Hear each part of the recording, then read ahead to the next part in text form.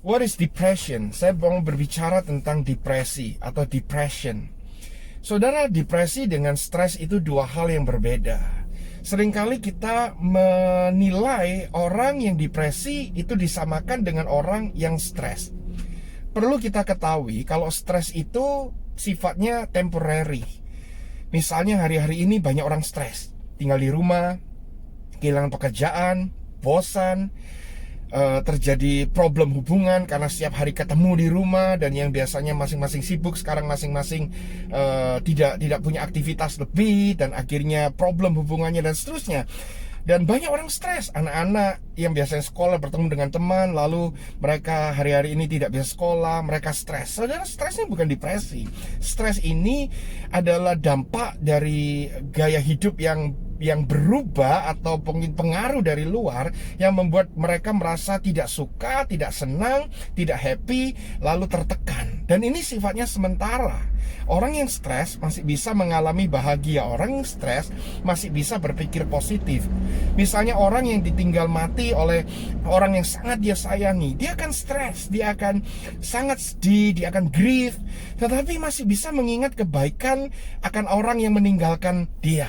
Tetapi berbeda dengan depresi. Depresi ini tidak dipengaruhi oleh sesuatu yang dari luar. Mungkin keadaannya baik, keluarganya baik, pekerjaannya baik, pelayanannya baik, semua kelihatannya baik, dan kadang memang baik. Tetapi tiba-tiba orang ini menjadi stres, menjadi kehilangan gairah, letih, terus nggak semangat, terus merasa nggak berharga dan seterusnya. Bahkan kalau parah bisa sampai ingin bunuh diri. Karena depresi ini bukan keadaan, namun adalah penyakit. Jadi sekali lagi saya ajak kita semua, terutama orang percaya, tidak menghakimi orang yang sedang depresi atau mengalami depresi atau mengidap depresi, karena itu bukan pilihan mereka. Sama halnya dengan penyakit-penyakit pada umumnya. Let's say hari-hari ini COVID-19, orang mengidap COVID-19, nggak ada orang yang kepingin positif COVID-19. Saudara, tapi kalau seseorang itu positif COVID-19, saudara nggak bisa hakimi dia karena dia kurang berdoa, dia kurang bersyukur, kurang dekat dengan Tuhan, imannya kurang besar. Saudara nggak bisa hakimi seperti itu. Saya lihat banyak hamba-hamba Tuhan yang luar biasa terjangkit COVID-19. Banyak orang-orang yang hidupnya sembarangan terjangkit COVID-19, atau bahkan mereka tidak terjangkit COVID-19. Saudara, nggak bisa diukur segala sesuatu dengan mujizat, dengan kejadian seperti saya jelaskan bahwa segala sesuatu yang ada di dunia ini sifatnya sementara, bukan menjadi ukuran. Kembali kepada depresi. Depresi itu adalah penyakit. Kalau penyakit, orang itu butuh disembuhkan, bukan dihakimi. Bahkan sebagian ada yang sampai bunuh diri. Ada berita dan kabar-kabar hamba-hamba Tuhan, bahkan mereka sampai bunuh diri. Terakhir saya mendengar kabar satu hamba Tuhan lagi di Amerika yang melayani mega church, dan dia melayani juga sebagai pengajar yang luar biasa, dan dia sebagai mentor, sebagai orang yang terus memotivasi rekan-rekan pastor yang lain. Tetapi pada akhirnya dia menembak dirinya sendiri dan meninggal. Saudara, sering saya dengar dan bahkan saya lihat di sosial media, bukan hanya di Indonesia, di Amerika pun demikian. Mereka menghakimi orang ini kurang percaya, kurang beriman, kurang bersyukur, kurang dekat, mungkin penyembahannya kurang, dan seterusnya dan seterusnya. Inilah yang sangat menyedihkan di dalam gereja. Mereka sedang bermain mujizat, mereka sedang bermain atraksi-atraksi keagamaan, ya, mambo jambo kerohanian dan seterusnya, yang seharusnya sangat memalukan. Saudara, jangan langsung dihubungkan dengan sorga dan neraka. Engkau bukan pemegang kunci sorga. Jadi jangan hakimi orang yang mengalami seperti itu, karena engkau belum mengalami, karena mungkin belum ada anggota keluargamu yang mengalami. Dan saya berharap tidak ada. Kalaupun ada, baru Anda tahu apa itu depresi. Mari kita sedikit belajar, karena saya bukan ahlinya, tetapi kita sedikit belajar apa itu depresi. Depresi adalah major depressive disorder, atau bisa dikatakan penyakit kejiwaan yang cukup parah, yang tidak ada seorang pun tahu apa penyebabnya. Gejalanya ya sedih yang berkelanjutan tanpa alasan.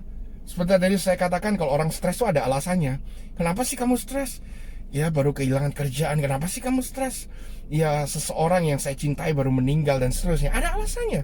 Tapi kalau orang depresi, kenapa sih kamu stres? Nggak tahu, gue juga nggak tahu, gue stres aja. Ya, dan mereka feel unworthy, mereka merasa nggak berguna, mereka merasa nggak layak. Padahal mungkin karirnya hebat, mungkin dia orang yang terpandang, atau loss of interest. Biasanya suka melakukan sesuatu, terus tiba-tiba dia nggak gairah. Biasanya mungkin suka mancing, suka main tenis, suka main golf, tapi tiba-tiba nggak gairah. Sesuatu yang sangat dia suka, tiba-tiba dia nggak bergairah untuk melakukan itu. Change of appetite, nggak nafsu makan, nggak nafsu melakukan ini dan itu.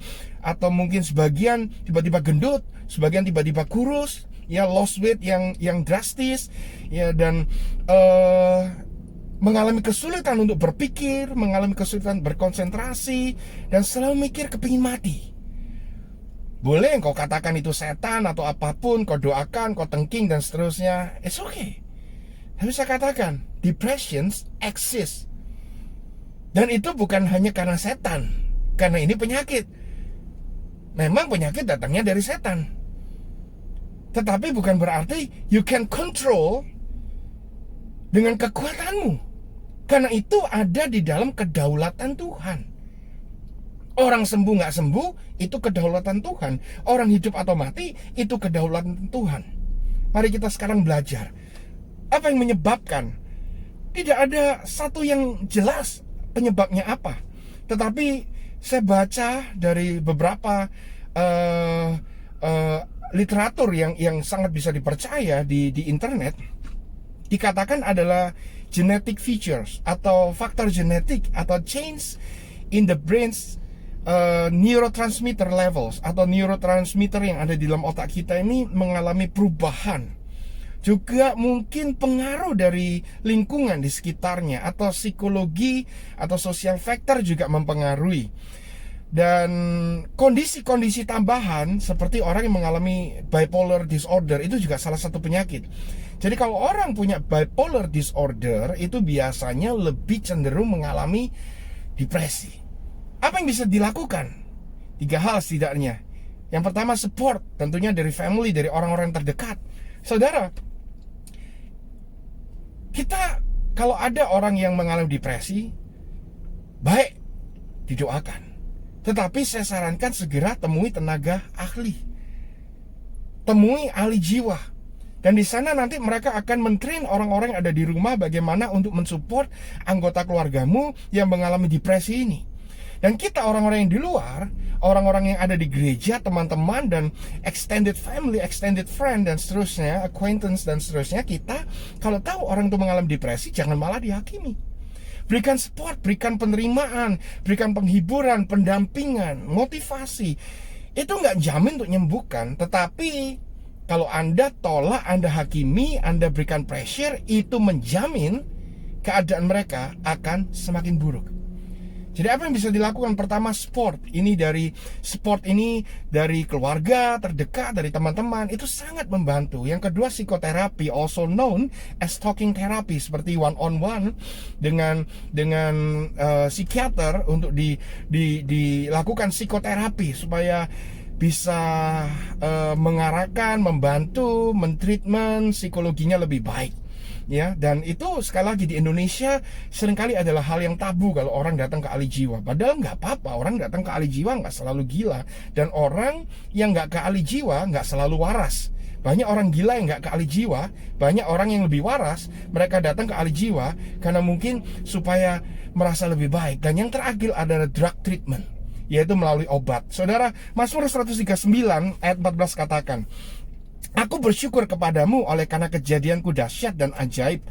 Ajaib apa yang kau perbuat dan jiwaku benar-benar menyadari. Mari kita berdoa buat mereka.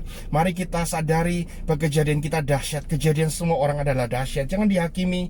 Mari kita sama-sama bersyukur kalau kita dalam keadaan baik dan kita menerima mereka yang sedang mengalami depresi. Tuhan Yesus memberkati.